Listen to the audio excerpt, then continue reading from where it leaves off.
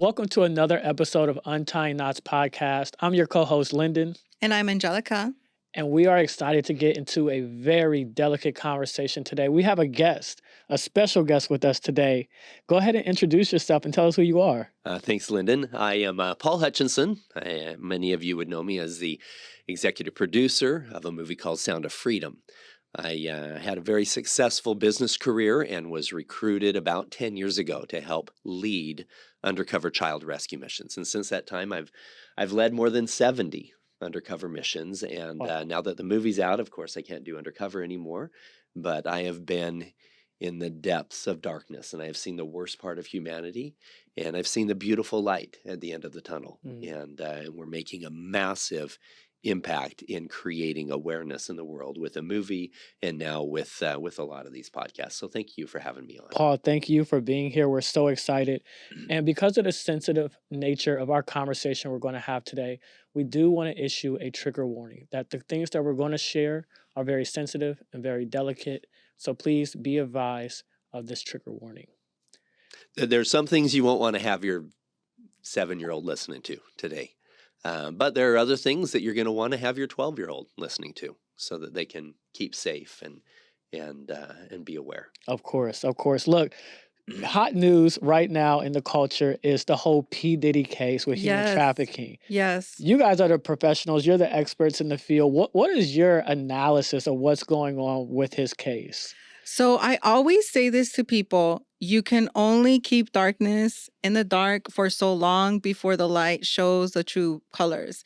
So I'm not surprised. It took one person, and I'm going to say this, it took one courageous woman to speak up and say something, and then everything was a domino effect. So I'm excited for this trial. It's going to be juicy. What always gets me is all the signs that were there in the past of all these videos resurfacing, these interviews, these awkward moments that like we saw and experienced in real time, but people just ignore and like sweep under the rug. Mm-hmm. And now we're revisiting them, and now we're revisiting it from a perspective of victimization. Yes. And traumatic experiences instead of like having the awareness to like stop it when we saw it. You know? Right. So do you think, does it take into effect like his position of being a player of power in the industry and culture? For sure. You know, or what do you think is kind of like some of the insights as far as like the human trafficking component? Like what does that look like really? Yeah. So in my opinion, I feel like when you have a lot of money, money talks. And when you're paying people and having people sign NDAs, it's going to go on for a long time. But when you are in this industry and you have a vice, specifically a child pedophile vice, you're getting away with it, you're going to continue to do it. Yeah. Paul, what's your take? I got a lot of take on this. Yes. I'm telling you what, the first thing that makes me so mad is that we know for a fact this has been going on for decades. Right. Decades. Right. And you know, the court cases go back all the way to 2008. We're talking 16 years of abuse, of abuse of his money, his power, his ego, and these parties. Everybody knew about them. Everybody knew about the parties. This wasn't a surprise. No. You know, we saw all kinds of little things that were coming out of, you know, of some of the people that were at his party saying, oh, you know, Diddy throws these parties and it gets kind of weird at these parties. Yeah, these freak-offs. Freak-offs wasn't a new thing for people who were really following what was going on. Right. You know, and here's the thing.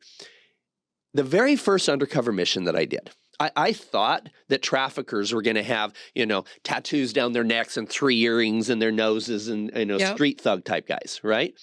The first trafficker I met was a businessman. Yeah. He was clean shaven. Mm-hmm. He had a polo shirt. He was well spoken. The next one I met was a beautiful woman that was running a modeling agency. And over the years, the common thread with all of the traffickers and all of the perpetrators, the common thread was arrogance and greed and lust. Yep. Okay. Now, those 3 words pretty much define P. Diddy. Right. I'm just going to tell you. But it's not just him. I believe that this rabbit hole goes deep. Deeper. Oh, yeah. There are so many people involved. I mean, here's the deal. I used to be a huge Will Smith fan. I did. Mhm. I loved those movies. I every single one. And then I'm like, wait a minute. He was at all those P. Diddy parties. He's at the Yeah. freak-offs. He's there. And you know, his first wife left him because he was banging this dude and this. How many people actually know really why his wife's left him, right? Yeah. How many people actually have seen him, you know, taking his young son Jaden and literally making out with him, right? You have to ask yourself where these behaviors are coming. If that's what they're Right. doing in front of the camera, Imagine what they're doing my behind. goodness. yeah. Exactly. Yeah, absolutely. So, you know, P. Diddy's indictments are, you know, not only sex trafficking, but kidnapping and arson and, you know, racketeering. There's so much that's those are just the things that they said. We have enough evidence on all of this stuff that this is what's being public right now. There is more behind the scenes, and there are so many other people that have been involved that you know, and the Hollywood scene is full of this. Of course. This is the reason We why know this. exactly. We know this. This is the reason why, you know, our movie Sound of Freedom. This is why we had such a hard time. Pushback. Yeah. We in the beginning, we had we took the story into Sony, into Lionsgate, Yep. into Paramount, and they were super interested in the storyline.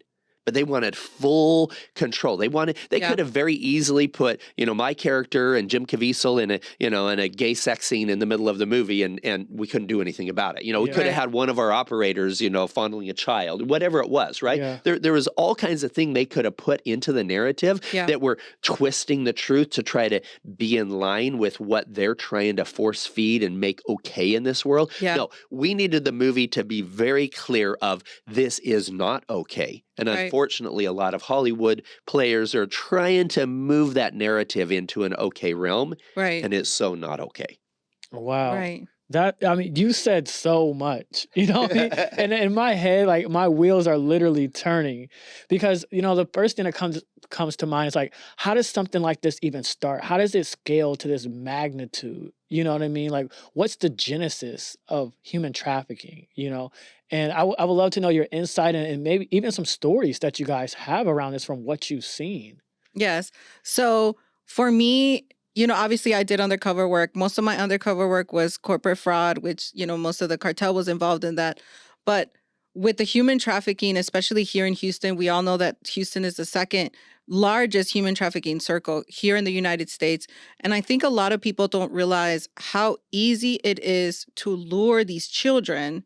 And we're not talking just about immigrant children. We're talking about children who come from wealthy families. But where are their parents?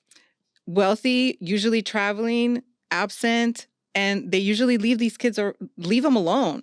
And so then they have access to online, they have access to drugs. And when we say drugs, we're talking high-end drugs. We're talking the meth, we're talking the heroin, not the weed and the stuff like that. And when a child is left alone and abandoned, really, because there's no emotional connection with their parents, they go to the internet. And so, Paul, I'll let you go into that and just tell us really the most shocking stories that you've heard, listened to, been involved in. Oh, I've been involved in a lot. And you're exactly right. The predators will use the internet to try to identify children that are at risk, Right. you know, that are unaccompanied. We had one in Latin America, in Mexico, where this trafficker was offering us children as young as 7 years old, that he could bring in from Tenancinga, Mexico. Look up Tenancinga. Literally 1/10 of the population, 10% of the population in Tenancinga are involved in human trafficking. Most of them in child trafficking. Is that through cartel work or is that through a different? No, a lot of this, these kids grow up and they want to be pimps. Oh, wow. Right? I mean, this is kind of a culture thing there. Yeah. It's crazy. Yeah. And this guy was like, listen, I can go into Tenancinga. I can pick up some seven-year-olds. He wanted to, he said to me, he said, listen, $5,000 I'll go in and pick up a child. He said, $2,500 a month, and I will keep that child here for you and only you. And you can come down anytime that you want to here into this city. You can rape this child anytime that you want to for $2,500 a month, right? To control this child. Now, on this operation, a lot of the teenage children that he was bringing in from other places, he was luring them in by going online and identifying on their social media kids, teenagers that said that they were in this beach town area. This was in Cancun area. Okay. And saying, hey, we're here, you know, pictures of themselves. And he would try to identify the ones who were there unaccompanied. Mm-hmm. And immediately he would send them a thing saying, hey, I noticed you're in Cancun. They would get a direct a message on their social media from him saying, I'm a guide. I'm a guide in Cancun. I have a beautiful boat. We're happy to take you guys to this island and whatever else. Bring them on. Give them something to drink. Have it be drugged. Take away their ID. Visas, and boom, they're involved in the sex trade. Right. As young, like how old are we talking? Oh, these kids, like I say, with him, he was bringing in kids as young as 7. Oh my gosh. But parents need to be very aware Right. of what's going on online with their kids, Mm-hmm. because you know I'm fine if your kids have most CIA guys that we've worked with in the past. When you know what we know, you don't even let your kids have social media. Yeah. Right. You're like, oh shit, there's so much going on there. Yeah, or access to TikTok or access to even Roblox, because people can talk to each other through Roblox. Yeah, So, absolutely. yeah. And that was my next question is, in what ways has social media impacted human trafficking of children? Accessibility, right? Yeah. It's the number one way to get a hold of children. And how was Number it one way. before? Like before social media was really a thing. Like how would things like this occur? Well, here's what happened, and this still is happening today, and this is important for parents to understand, is that a lot of children, many children, majority of children that are being sold for sex, it doesn't happen like what you saw in Sound of Freedom. They're not taken from a healthy family and put in a container ship and taken to another country and whatnot. The majority of children that are sold for sex sleep in their own beds at night. And their parents are unaware. We had one in Acapulco where the one of the children that was there, she was 13. Her babysitter was her aunt. Her aunt was involved with the cartel, was involved with the traffickers that were going on in the area, and her mother had no idea what was happening. And her aunt told her, she said, listen, this little, when she was 12 years old, and she said, listen, she was 13 when she got brought to our thing, but she said, you're gonna lose your virginity anyway. You lose it to one of these wealthy Americans, you can earn $500. She was charging us $5,000 for this child.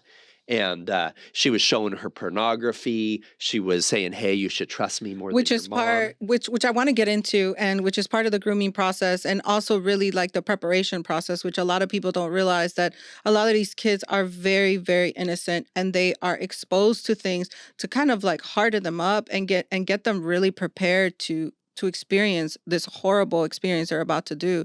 So yeah, let's get into that, because I'm loving this conversation, because a lot of parents think that a lot of the children in the trafficking rings are immigrant unaccompanied children, or, kids in foster care, which they are, but there's also a big population of kids that are just, sad, depressed, or feel that they're not connected to their parents, and that they are seeking this type of love or this type of attention, but they don't understand what's good attention and bad attention. They just want attention. Absolutely. We had a little girl that was in Ecuador who her mother died when she was 8. Her father was a raging alcoholic, unsafe, unfit environment at home. She was sent to live with her aunt and her uncle. By the time she was 10, her uncle was raping her. She went to the family and says, hey, and they, oh, you're ungrateful, making up stories, whatever else. So she becomes one of those kids that doesn't have friends at school and low self-esteem and looking down and all by herself.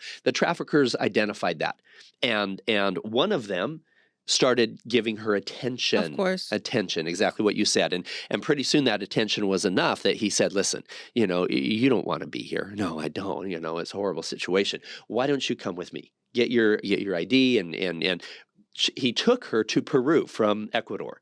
And once they got to Peru, he took her shopping for a whole bunch of very sexy clothes. Of course. And then he took away her ID, took away her phone, and said, and introduced her to the other girls that he was pimping, and said, you're going to start bringing in $1,000 a day. Now, she was only bringing in down there $20, maybe $50 per trick.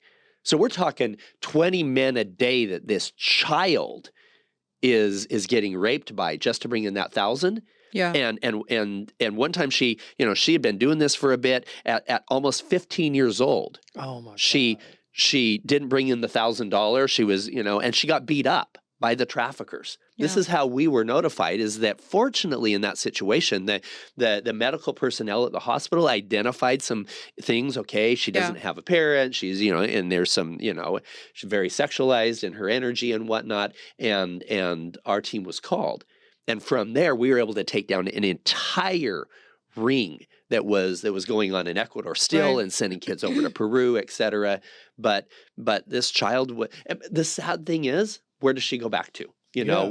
We've been taking care of her ever since in the safe houses that she's at. She's now much older. She has a baby of her own, which is beautiful. But it's sad how easily it is for them to be groomed. And kids here in America, parents are asking, okay, well, what about my child? My child isn't with her uncle. She's not getting raped at 10. Well, here's what's happening. If your child's at a friend's house, this friend's older brother takes some pictures of the kids while they're changing or whatever else, says, hey, guess what? Let me show you what I have. You don't want this to get out around the school, do you? No, I don't. Well, you better not tell anybody that I showed you this, or it will go all over the school. And by the way, if you don't want it to go all over the school, then you need to come over, every Tuesday right after school, and this is the kind of things that you're going to do. And then they get deeper and deeper and deeper based on this fear tactic, control and manipulation by these perpetrators. Wow. Yeah. Wow. So I'm wondering too, are certain demographics more susceptible and prone to human trafficking than others? Is it a racial thing, or are you more susceptible as a child to be in human trafficking if you're Black versus white versus Hispanic? Is it more girls than boys? Are you more prone if you're in poverty versus wealth? What are kind of some of the demographics of the children that are most victimized in this type of activity? So I'll speak on Houston, right? So Houston, what we like to call the culturally ambiguous, right? So if you have the exotic hair, the blue eyes, or the blonde hair, or you could look Hispanic or you could look Black, and in between, obviously lighter kids. They always want the lighter kids. I know in Houston, the age that people were always asking for was 12, because you are not yet fully developed, but you're still not a little kid, but you're kind of in that middle spot of where you're still a child, but you're not a little kid. So yeah, the average age of a child that is brought into child sex trafficking, average age is 12 years old. Yeah. That's a global static of bringing in. That's average. Average, meaning there's children younger, there's children older, but that's the average age of them being brought in. Right. And from a demographic standpoint, here's the thing: this happens everywhere. And now, yes, while we were in Thailand, the poverty level there and the just the mindset, more than 50% of the children that we rescued in Thailand were sold by their own families, right? And so, it's a huge problem over there. Here, we can talk about the 130,000 children a year that are being brought across the border. We can go into depth about that in the conversation a little bit later. But in terms of a demographic, yes, there are certain, the poor families and whatnot that the children are at more risk of being able to be taken. The children that are in families that are broken families, runaways, a broken foster care program are the children that are at most risk for being taken and moved in terms of trafficking. However, in regards to the number of children who experience sexual abuse as a child, it's literally 1 in every 4 women that you know. Yeah. In every demographic. Wow. 1 in every 4 have been a victim of sexual abuse as a child.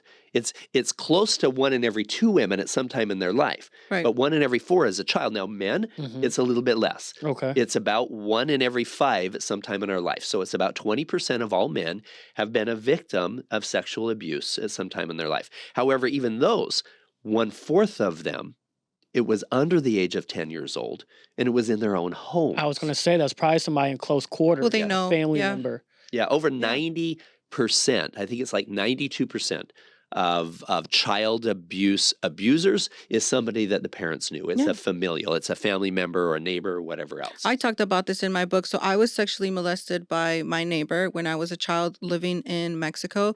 but also my grandfather tried to rape me. And he waited until I was 18 to say, oh, she wanted it. So, yeah, and you're right. Yeah, it happens Yeah. everywhere. And that's really, you know, there's roughly, you know, the numbers are all over the board, but roughly 10 million children that are identified as being in child trafficking globally. But in terms of 1 in every 4 women being abused as It's a a child, lot. now we're over 1 billion. Yeah. Yeah, it's a Right? lot. It's Yeah. a huge Yeah. number. And here's what's happening is somebody doesn't just grow up and say, "Oh, I'm going to go to Colombia," and 45 years old they decide to go rape a child, right? That doesn't happen. Usually there's a lot of issues on the Right. way there. They're already abusing children in their own homes, in their own Mm. neighborhoods. They were already abused as children themselves. Yeah. Right. And Angelica talks about that a lot in her podcast is that trauma transfer, that generational abuse that happens. Right. And that's what's creating the problem in our own homes. You can walk out in your own front yard, you can look left and you can look right down your street. There's a very high chance that one of those houses is a very dangerous place for children because of this generational trauma. Yeah. And that's just feeding into what is now the fastest growing criminal enterprise in the world, which is Yes. human trafficking. I want to get into that. Paul, explain to us how children can be sold more than once and drugs can only be sold once. Well, I'll tell you that here's your trigger warning side. And Yeah. you talked about this before as well. So I remember when we were in one of our operations, one of the earlier ones, this female trafficker. We were discussing this quote business plan with these traffickers, and I asked, I was getting more information about really what was going on, but I was in their minds, I was considering investing Right. in their business, right? And so I'm writing out this business plan with them, and when your business plan, when the commodity is children, that plan gets really dark really quickly. Yeah. And I said, okay, so you're charging me $2,000 to $5,000 depending on how young they are for the virgins. I said, is that typical? Or are you just charging me more because you think I have money? He goes, oh, no. That's what we usually charge. I said, okay, so what happens after you rent them out the first time? Because these guys were selling these children 5, 10, 15 times a day for decades. You can sell a bag of cocaine once. You can sell a child for 10 years over and over again, right? And so I said, okay, after that first time, after they're not a virgin anymore, does it drop from like $2,000? Does it drop down to $500 each time? $200? I was, just understanding their numbers. Right. And this female trafficker, she said, oh no. She said, you can sell them as a virgin more than once. Mm-hmm. And I was confused. I said, what, you just lie to the guys, and I mean, they would know if Yeah. when the hymen breaks, if she's a virgin, right? And he said, I said, oh, how do you sell them more than once as a virgin? And she said, well, you can. The numbers are this: you sell them between $2,000 and $5,000 each time as a virgin, and it only costs about $200 to sew back their hymen. Mm-hmm. Oh, wow. That's diabolical. I thought, what the hell? I mean, not only the evil thought of even doing that, but who's the doctor that would Right. agree to something like Oh my that? gosh. Money That's talks. crazy. And you've experienced that before in some of your work. Yeah. I mean, so I've gotten the opportunity to speak with the kids. The kids are soulless. Like, they have been stripped of their life, their happiness, their identity. And so when you talk about this, it's like these doctors and these people that are involved in these rings, as long as they're getting paid, they don't care. And after you've done it once, it's like when they say when you kill once, it's easier to kill multiple times, because you go through the trauma and then you go numb and you're able to just keep doing it. And it's part of who you are and it's part of your job. And you're just, hey, keep giving me money and I'll keep sewing these kids up. As a Black man, when I hear these stories, it sounds like something that's very comparable to a form of slavery. Like, this, in a very real sense, is a form of modern day slavery. Not just a form, it is It is, yeah. absolute slavery. It is. You I mean, know? people are being taken from a home. They're being sold somewhere else. They're being distributed for work for free. Their identities are being taken. Their history is being vanished. They're forced into extremely hard labor under demonic conditions and treated with less than dirt, less than dog Right. shit. You know what I mean? Like this is a real form of modern day slavery that exists In every around way. us. And here's the thing, kudos to you, Lyndon, in who you are and what you're doing with your life and your heart. Back at the time of Abraham Lincoln, it wasn't guys like me and my team that were rescuing the slaves that created the biggest difference. Mhm. It was people like you. It was the influencers that made the biggest difference in abolishing slavery Yeah. in that way in the U.S. It was people like Harriet Beecher Stowe, Yeah. who wrote a book called Uncle Tom's Cabin, which was the podcasts of the age. And it created an awareness with good people of what was going on in the South. In fact, Yeah. years later, when Abraham Lincoln met Harriet, he shook her hand. He said, "So you're the little lady that wrote the book that started the big war." So today, it's these podcasts speaking truth, trigger warnings Right. Yeah. that is necessary. Her book required a trigger warning, Yeah. right? Because it was going dark into Right. really what was happening. And so many people were just, their eyes closed and I don't want to see it. No, I was talking to a guy a couple of years ago and he was like, "Oh, I don't want to hear this stuff. I don't want to hear this stuff." I said to him, "John, if you lived back in the early 1800s, I said, and if you were a witness of the slavery, if you had a neighbor that was lynching up slaves next day, would you? Yeah, I would do something." I said, "No, you wouldn't. Yeah. You would say, I don't want to hear. I don't want to talk about that." Yep. Right? We Yeah. need to talk about Yep. this so Yep. that we can fix this problem. Yes, it's dark. Yes, it's hard to listen to. But we need to understand that this is real. This is happening. This is happening to our children. There are more slaves today than all 300 years of the transatlantic slave trade put together in terms of what's really happening in our world today. I believe it. And with social media being a catalyst for acquiring more slaves, I mean, that scales tremendously. Absolutely. Yes. I want to talk about something that I had said before, and you had also mentioned, and people didn't want to believe it, about the DNA that was found inside of these little girls, because and then we get into the conversation of, well, how do we find this out?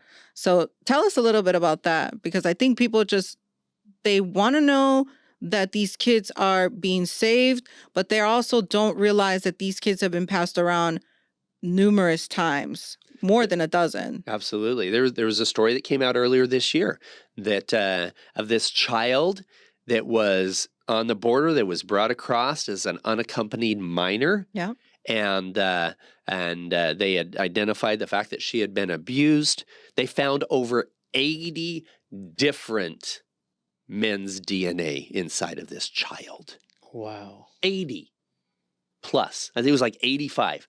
Oh my God. And I mean, stuff like that makes me mad as hell. Oh Yeah. my God. Mad as hell. One of my operations, we were in Haiti, and there was a documentary that was done on this. There was a little girl at the end. You see her. She's 14 years old. She's holding a teddy bear. That girl was taken when she was 7. Her parents were killed in the earthquake in Haiti, and nobody knew she was alive. And she was sold 5 to 10 times a day for the next 7 years. Now, Yeah. me and Andy, we were the first people to see her. It was about 2:00 in the morning. We had worked our way up to what I call a level 3 trafficker, the ones who physically hold the children in captivity. And there was this red door. It was about 4 feet wide, about 7.5 feet tall, rusted steel red door. She it was again a female trafficker, right? And we'll go into the statistics on those later, but she sticks a key in this door, opens up. This is a dangerous area of town, really bad.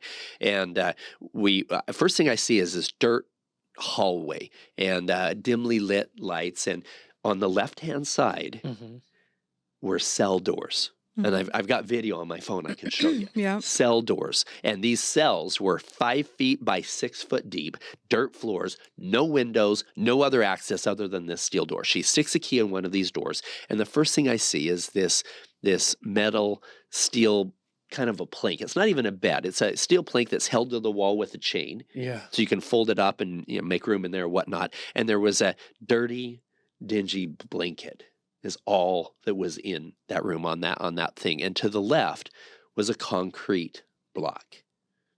And this child was sitting on that concrete block. And she looked at me with this blank look in her eyes. Like, this happens every day. Mm-hmm. And that child didn't speak for 2 weeks after we rescued her. And her very first words she said were, "I didn't think anybody would come." Man. Because she gave up hope. Yeah. 7 years before. And what makes me so mad is that every man that walked in those doors for those 7 years, every man was there to rape her. We were the first ones that walked through that door that didn't have that intention. Mm-hmm. Now she's learning to dance. Now she's in a healthy home. Now she's going to school. Every one of these children have a story of a broken home, a difficult situation, whatever it might be. And just because these children's parents are dead in her situation, or in some cases don't have the resources we do, doesn't mean those children are worth anything less Right. than our own children. Right. Right? And my very first operation, that what was so infuriating is that the U.S. government wouldn't give. There was like a $50,000 that was needed to do this operation. You see this in Sound of Freedom movie, and the government couldn't do it because they couldn't prove that there was any Americans involved. It doesn't matter. I don't care if they're Hispanic, if they're from Africa, it doesn't matter what Right. country they're from. It doesn't matter their skin color. Every single child Yeah. should deserve the same protection, the love as our own children. Right. And so, and unfortunately, these children, as you said, as soon as, they're brought into this, you can sell a bag of cocaine once. You can sell a child 5, 10 plus times a day for 10 years. Wow. Man, that pulls my heart so tremendously. Because as a father, I think about my child, and I think about, your admonition that every child deserves a life of love and light and beauty. And to hear of somebody trapped in a slave quarters, you know what I mean, under these conditions. And then she's conditioned to think that every man that walks through that door is there to rape her and to take from her, And so it's just it makes me want to cry, honestly.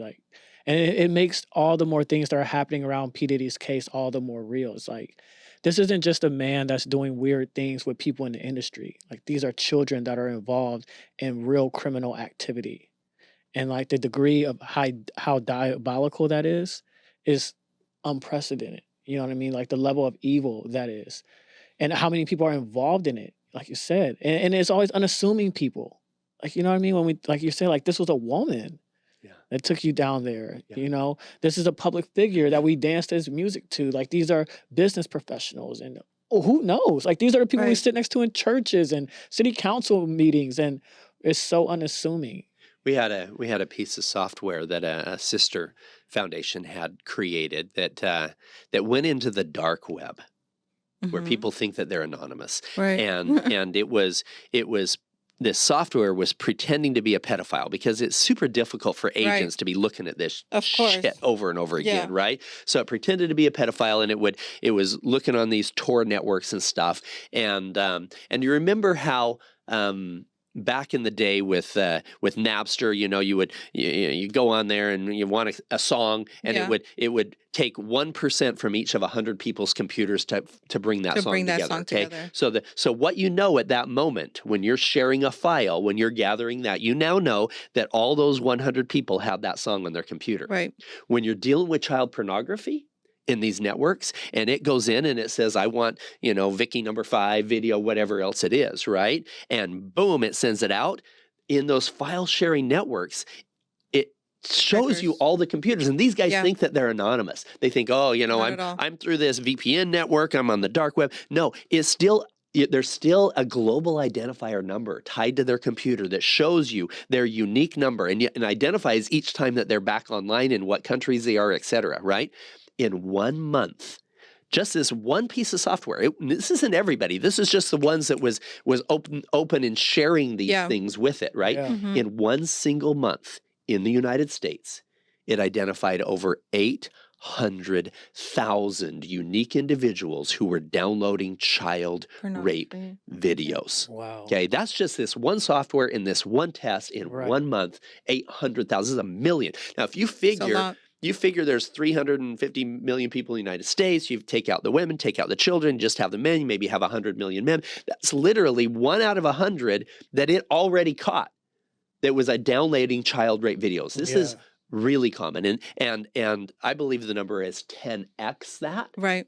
Because of whatever's not being found. Absolutely. Right. And that's Absolutely. what even the rescues and the statistics here in Houston and worldwide. But what I want our audience to know is, especially people in the industry that have a lot of money, their accessibility, or even here in Houston, if you go out in the street and you ask, hey, where can I get girls? You'll get pointed in the right direction, especially here with the parlors. You know, everybody doesn't know about the sex parlors, and these are everywhere here in Houston, and you can identify them by the blinking lights, and they are very, very crazy everywhere. It's like the strip clubs, right? But I want you to talk a little bit about the accessibility. So somebody like P. Diddy, that they could just make a phone call, and then what happens? How easy it is to just get kids, really kids. Absolutely.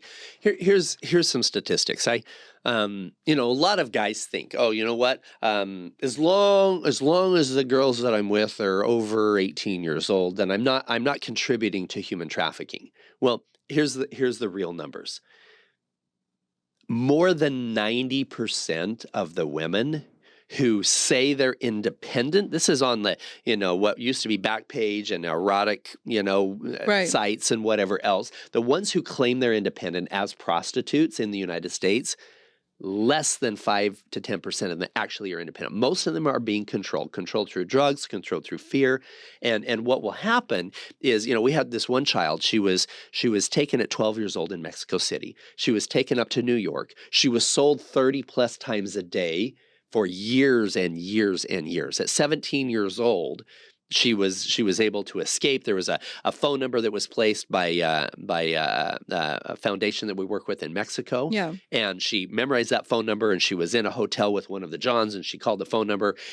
We had her at our house over Christmas, and we were, getting to know her and just giving her some, family time over Christmas. And I asked her, I said, what percentage of those women who say they're 18 really are? She goes, not as many as you think. Right. And I said, and what percentage of them that are actually over 18 are really independent? And she said, very, very, very few.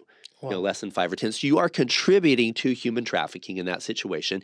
And I could go with our team, we could go into every major city on the planet. Right. And within less than a half an hour, you could identify people who are selling children. It's everywhere. And if you're already doing illegal things with the illegal prostitution, it's just, okay, here's the menu. What are you looking Right. for? Exactly. Yeah. What do you want? Yeah. That's crazy. A thing I think about here in Houston is the Bissonnette pipeline. Yeah. Would you be able to kind of speak on that, what that is and how that works? So the Bissonnette pipeline is known as the area here in Houston where you can go get a prostitute. Most of these prostitutes are obviously not over the age of 18, but it's become an area where men kind of come through at night, and you have the girls walking up and down. And there was a documentary that was made here in Houston, and it got a lot of pushback as well, because unfortunately they were saying that a lot of the men that were coming for these children were actually men of high value and high business. So we're talking CEOs, we're talking, business owners, entrepreneurs, and they were trying to shut this down because they were trying to shed light on the fact that it's these high-end business owners that have these vices. And so, it's here, it's alive. I mean, we could get into the whole R. Kelly thing. The same thing with him is they get them when they're young, because then they can control them and manipulate them. And so, I know that the situation here in the Bissonnette pipeline has gotten better because of the exposure, and of course everybody knows about it. So now they're forced to move their operation elsewhere. But the fact of the matter is, it's not going away because of the need And because of the exposure that people need this, it's a vice. So explain the pipeline part. Like, how does a woman end up on Bissonnette Street? It's the same thing, like Paul said. These are women that are abandoned, are low self-esteem, low confidence, or somebody makes them believe, or they manipulate them to believe this is the life that you want. You can get a lot of money, a lot of easy money, and you just have to do this. When in turn, these girls don't get much of it, and they're just pimped out, and then they get into a situation where they can't even get out of it anymore. Gotcha. So a lot of it is like, hey, I know somebody. Hey, you want to make some quick money? Or again, the internet. You find girls that are either depressed, they're displaced, they have some already traumatic childhood issues, and those are the easy ones to pull in. Let's talk about the grooming process, because I think a lot of people just think, oh, this can never be my kid. This can never be my daughter or my son. So let's talk about the grooming process, because I think that's very valuable for us parents to know. Absolutely. I tell parents, you know, a lot of people they leave the movie Sound of Freedom, and they're like, oh yeah, I want to go do something. I'm gonna go fight. I want to go rescue children. You know, and let me put on my gear. I'm ready to go. Yeah. The worst thing you can do is go to Colombia and go try to rescue children. Of course. You're gonna get shot. Yeah. Right. You're probably gonna get arrested. Let's not do that. And thrown in the Chill out. ocean. Exactly. The best thing you can do is go home and hug your children. And people are like, oh, yeah, well, how is that going to fix trafficking? Well, as we talked about before, the majority of children that are being sold in these situations come from broken homes and runaways and a broken foster care program. So creating a strong nuclear family is so important. So important. Do it for the kids.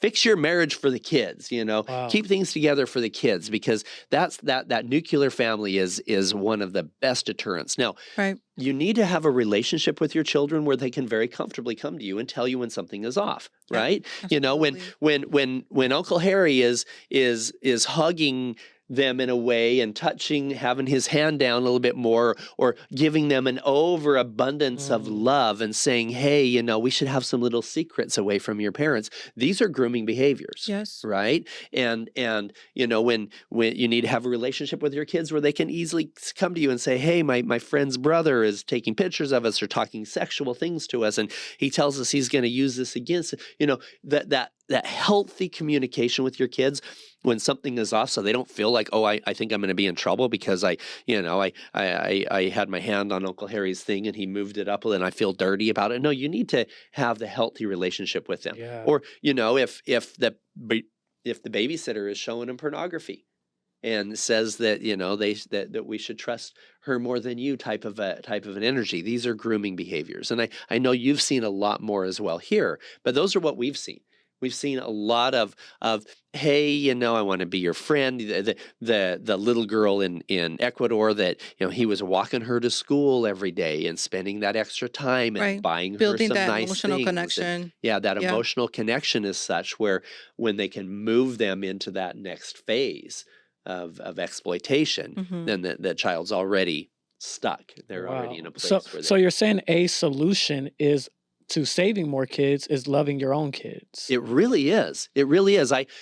After 10 years of undercover work, I realized that we were fighting fire with fire. We were, Mhm. and when you do that, there's already fire, Yeah. right? It doesn't go away. Kids already got burned, right? Mhm. And every time we pulled 20 children out of hell, it left a vacuum. And 20 more children or 30 more in. children were being sucked into the deepest recesses of hell to fill this horrific Because of the demand. need, yeah. Yeah. So I had to take a few steps back and I had to ask myself, where is this coming from? Where is this coming from? Why is The there root. this tsunami of demand for sex with a child? Yeah. I mean, that's just so absurd to me, and Right. that it's coming from a number of different things. You know, I'll pinpoint this one. Some people don't like this because everybody who's listening to us today has seen pornography. Just because you've looked at pornography doesn't mean you're going to become a pedophile. Exactly. But every one of these guys who we arrested, every one of them started out with a hardcore addiction, and that addiction became something just like addiction to drugs. For some people, they need something harder to have that same fix Right. and harder. For some people, harder to have that same fix was a little more, rape videos or bondage stuff or whatever. And for some guys, harder was a little bit younger. And Right. pretty soon they're fantasizing about something they wouldn't have even thought was attractive 5 years ago. And then they're acting out on these horrific fantasies. So there's one that's there. The other one that I think is monumental that we all need to understand, and you talk about this in your book and everything else, is what I call trauma transfer. Yep. Right? It's unresolved childhood trauma that comes out later. Literally 65 to 70% of all incarcerated felons report abuse as a child. Yep. Wow. And now, God bless those men and women who were abused as children who never pass it on. In fact, that's the majority. Gratefully, that's the majority. 2/3 of people who have experienced sexual abuse as a child become protectors. They never allow a child to be hurt in their world. However, this is a scary number. 1 out of every 3, if not given the love, the healing, the tools that they need, The environment. Yeah. become a contact offender in either verbally, physically, or sexually abusing a child. Absolutely. So we have to have systems in place where we can take adolescent children who are broken, who had some challenges, give them the tools that they need to heal, to shed that. And it's important to understand for all of us is the average age of somebody speaking out about their abuse as a child, the average age is 52 years old. That's mighty. Wow. Yeah. Right? Wow. I've built my career. I've raised my children. And if you're holding on to that pain for decades and decades, even if it doesn't come out, it does. Even if it doesn't come out in the abuse of a child, which hopefully it doesn't, it's going to come out in low self-esteem, anxiety, depression, anger issues, etc. So this is the plague. This is the real pandemic, is this generational trauma that affects every one of us. Wow. Speak about generational curses. I mean, dealing with trauma like that for half a century. And like you said, even if it doesn't come out and spill, it still could be transferred down in other ways and other forms, all through your lineage. That's crazy. So a question I have here is, in knowing this, how come we don't see more arrests made? How come we don't see more convictions? Like, why does it take so long if we know that these things are happening and we're not putting an end to it? So a lot of what the media feeds us and a lot of what gets out all has to be, it all comes down to accessibility, visibility, and what we want our public to know and not know. Like when we mention the word human trafficking, people are thinking about adults that are coming here and working for low wages. Nobody's thinking about child trafficking. When you switch the narrative to what's happening, it becomes a conversation that people do not want to have and feel uncomfortable listening to, talking about it, or even knowing about it. And I think a lot of these things get covered up by the media because they don't want to terrorize their own, especially here in Houston, they don't want to terrorize their own people, but also these are businesses that are being moved around. It is a business. And I think people don't realize that human trafficking, like you said, I think we said it was a $168 billion industry globally. It makes more money than drugs. And I think that's another thing is it's going to affect my business. And another thing that I always say to people is, do you guys remember To Catch a Predator? It went on for years. And then all of a sudden, it was taken off and it was gone. But the people that were showing up were local business owners again, entrepreneurs, CEOs. And it's like, we don't want people to know that our heads of companies are involved in this. And so again, it goes back to business. I know, Paul, what you think about that, but money talks, businesses are involved. It's not just the scummy, tatted up people that people think are human traffickers, is the business owners and CEOs running things. Well, and it's the reason why I was recruited to go undercover in the beginning. Right. Was, when I got that phone call and he said, Paul, he said, there's not just 20 children in Cartagena. There's more than 50. There's more than 100 in these surrounding rings. He said, I think we can rescue all these children on the same day, but I need your help. And I said, well, how much do you need? At the time I was very successful real estate and business fund manager, and had donated lots of money to child-related charities and whatnot. And I said, well, how much do you need? And he said, I need you. Can you be in Colombia in 2 days? He said, I can't teach my Navy SEALs and explain that, and it's because of the way you look. Yeah. Yes, exactly.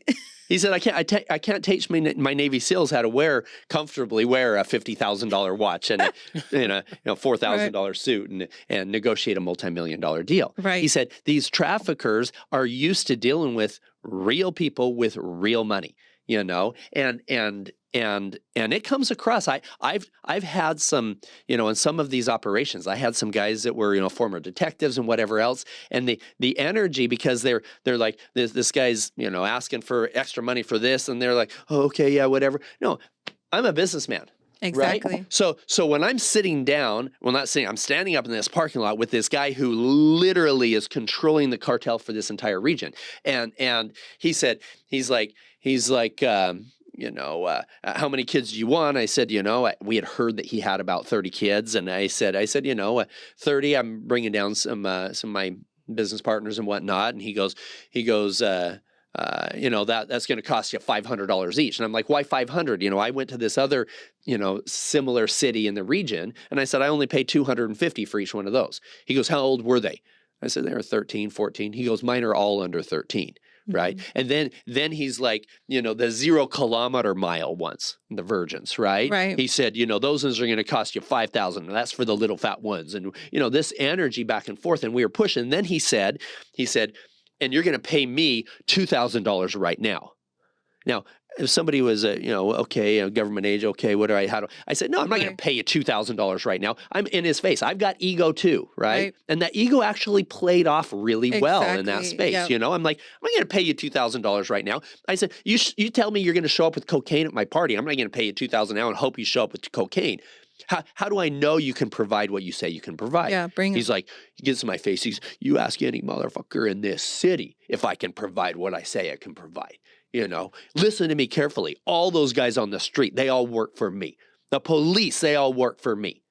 You want to have a party in my city, in my country, you're going to go through me, and you're going to give me $2,000 right now. And even there, it was my ego that actually played into it. It really did. In those beginning days, especially that very first time I'm sitting down with these traffickers. And in the movie Sound of Freedom, my character was the wealthy guy who funded it, and I told him, no, I don't want to go. And then he gave a picture of this little child to my driver, and that's what convinced me to go on the mission. In real life, I was already there. I'm sitting down with these traffickers, and halfway through this meeting, the trafficker leans forward. He goes, Pablo, I have a gift for you. I said, really, what's your gift? And he hands me his phone, and there's a picture of this 11-year-old child on his phone. He said, this is Princess. She's still a virgin. We just took delivery of some, and she's my gift for you for this party. He started talking about horrific things I could do to this 11-year-old child. Of course. And I thought, oh my God, if we could get these children out before they're ever raped the first time, that's a miracle. And something he said made me realize he had more than her. I said, Fuego, I said, you have more virgins? He goes, oh yeah, I got 3 or 4 right now. I said, you're bringing those to my party too, right? He goes, oh no, he says, they're too expensive. I'm like, too expensive? I'm already paying this fucker $500 per child for a minimum $25,000. So I minimum of 50 children just for 2 hours in the afternoon with him. He goes, Jefe, you already paid $25,000. You want to F those other virgins? It's going to cost you extra $2,000, maybe $5,000 for that little one. It's going to cost you an extra $10,000 for those other virgins. And at this point, there was no acting involved. Ego Paul came right out, right? I got my nice $50,000 watch on. I got a suit that cost more than my first car. And I'm like, you don't think I can afford an extra $10,000? Right. He's like, oh, no, Jefe, no. I said, I want every one of those virgins at my party. I said, they damn well better be virgins when they get there. They're not for you. They're for me. You understand? He goes, oh, yeah, Jefe, I understand. This stupid smile on his face. So, and 2 weeks later, we meet with the U.S. Embassy, the Colombian federal agents, ended up being the largest child rescue mission in one day that we had ever done, 127 children. right? But it all came together because of the fact that I was a rich businessman Right. for real. Yeah. Right? Right. And that attitude and that ego, that's what was showing up. They wanted to build a Jeffrey Epstein type island. That's a whole other conversation, the Epstein thing, Right. of really what's going on there. But in reality, it's arrogance, it's greed, and it's lust, and it's on all levels. And this is what's happening and driving this industry. Right. Wow. Absolutely. Yeah. So much is said, and so much more could be disclosed, and people could be informed of what's going on. I appreciate so much every single story, every single truth, every reality that you brought to the surface today. And you too, Angelica. Like I said, I'm an outsider into this world, and it's like these are hard, dark truths. And if we're going to abolish this type of slavery, it takes these type of conversations, these types of realities that we have to be confronted with, and be brought to like our tears and moved by this. And like you said, and I love that you said like a real solution. It's not forgetting the kids that are trapped in these hells, but it's loving our own kids and the kids around us with, love, respect, and tenderness, and being protectors of them in society, away from people that are violators and offenders and predators to our children. Man, it's such a hard conversation. And Paul, I would love to know, for our audience, what's a last word that you would want to leave them with as it relates to this topic? I like to tell this story. There's this man that was sitting on a chair. He's reading the newspaper. His little boy comes up and said, can we play ball or whatever? No, he's busy and whatever else. And so he after a little while, he takes out one of the pages of the newspaper that had a picture of the world on it, had the globe on it, right? And he tears it out. He tears it up in little pieces of paper, throws it on the ground. He said, you know what? You learn your geography. You put all the pictures of the world together, you tape it all together. As soon as you put it together, I'll come out and spend time with you. Like 5 minutes later, this little boy comes back and the whole world is all taped together perfectly. And the dad's like, how did you do that? And the little boy says, well, it was super easy. He turned it over. He said, there's a picture of a man on the other side. I just put together the man and the whole world came together just fine. Wow. So in reality, we want to fix child trafficking. We want to fix this problem. We need to look in the mirror. Every single one of us need to ask ourselves, okay, maybe we're not raping children. Maybe we're not doing anything illegal. Hopefully nobody listening to us today is doing any of those horrible things, okay? However, I had to look in the mirror myself and ask myself, how has arrogance, greed, and lust driven the decisions in my life? How has it affected other people? Trauma transfer is real. Somebody, a boss at work, he's having a hard day and he goes and yells at his employee. His employee takes that and goes home and yells at his wife. His wife yells at the little boy for not doing his homework. Little boy kicks the dog, right? Trauma transfer. Now let's just pretend like you're now the boss at your work. And that employee, unbeknownst to you, had been raped a whole bunch as a child, had a very difficult childhood, had a whole bunch of addictions because of that. And his wife just left him because of his pornography addiction. He's drowning in his sorrows in his alcohol. It just so happens that this is the weekend that he gets his 11-year-old daughter and her little cousin there. He's already dealing with all this trauma, and you being out of integrity, you throwing that trauma of that bullshit because you haven't fixed your own shit, you haven't fixed the man in the mirror, and you, boom, hit him with all that negativity. He goes home. Now a child is being harmed in his home because you didn't fix your shit. Right. So every one of us can take responsibility. What do we need to do to help fix this? Your listeners can go to soundoffreedombook.com and it'll take you right into Liberating Humanity. There's a lot of free stuff. LiberatingHumanity.com, a whole bunch of free stuff that you can find there on situational awareness, keeping your kids safe, talking to your kids, fixing that man in the mirror. We have full immersive transformational healing retreats that we run out in South America that help people release that childhood trauma somehow, some way. Look at the person in the mirror and say, how am I contributing to the positivity or the negativity in the world? Because children will be affected. That's amazing. Fix your shit. Yeah. Angelica, what would be your lasting statement? Yeah, I mean, same thing with me. I was introduced to therapy at the age of 17 because my friend was murdered, dismembered, and decapitated by the cartel. So I wanted to take my own life because of the trauma that incident brought to me.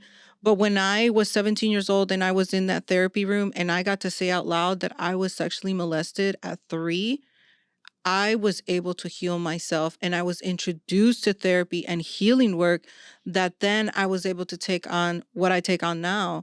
But it was really being put in this situation to really heal that that changed everything for me. Really, my entire life trajectory. I was going to take my life. And so just like Paul said, it starts with you taking accountability for who you are, what you are, and what is really in your mind and your heart and your soul, and healing it. So yeah. Paul, thank you so much for being here. It has been a privilege to have you. Yes, it We've has. been talking for over 2 years, and we now get to have you here. So thank you so much for being here. It's an honor. And where It's can an honor. everybody find you? You can, all the social media, you can go to Liberating Humanity and just type in liberating.humanity on Instagram, Facebook, everything else. You can go to liberatinghumanity.com. And or an easy one to remember, if you're driving your car, just go to Sound of Freedom book. Nice. Is the movie out? Well, the movie Sound of Freedom has been out for, it came out July 4th of last year, #1 independent film in the world. Yes. Congratulations. We only spent $14 million in production. We did over $280 million in the box office. But I'm the first investor in the primary investor in Sound of Freedom and executive producer. But I go behind the scenes in the deep stuff, things that parents can use, things that we couldn't fit in in an hour and a half, 2-hour movie. But a lot of tools, the making of undercover operators and what we saw and felt in those missions, and things that parents can really take and make an impact, a positive impact in their family. That's awesome. Well, thank you for the impact that you made today. And be sure to follow us on all platforms and stay tuned for more episodes like this on Untying Knots.